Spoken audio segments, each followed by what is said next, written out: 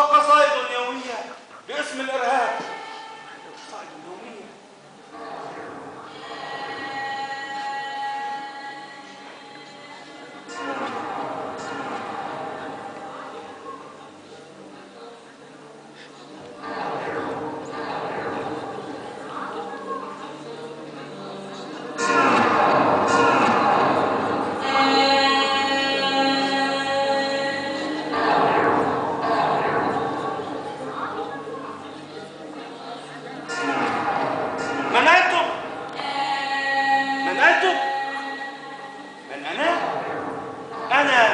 أنا من صنع أفكاركم، أنا نتاج أفعالكم، أنا من يموت ولا يموت.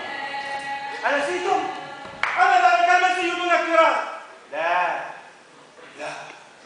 لم أعد ذلك المسيح. أنا الحاكم، والحاكم قوي، محظور على قلبه أن يحزن، محظور على قلبه أن يرق، إن رق غرق ومات، وأنا لن أموت الآن. أنا لن أموت الآن. لم لا تكن مثلي؟ مثلك؟ نكتة هذه أم حقيقة؟ مسكينة، ما زالت ضحية الشعارات، الكرامة، النبل، الشجاعة، الإيثار، وخاصة هذه الأخيرة الإيثار، إنها عنوان لغباء الإنسان. العقل البشري لا يكف عن ارتكاب الحماقات.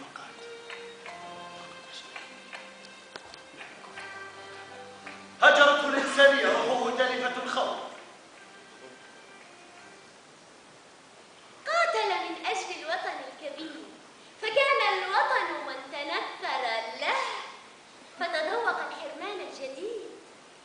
حب الوطن وهم تشرعه منذ الصغر. ها هو مجتث من جذوره، مكشوط عن تاريخه بحد السيف، مبتور عن أمته بقوة البارود. غدا نكير هائما في الظلمات. حاول ملكت المحاولة، قتلوا إرادتي. ملكت ضعفك القميء، أداريك كطفل وأنت لا تستجيب. لا، أنا الحاكم، سأبقى الحاكم. إنه التاريخ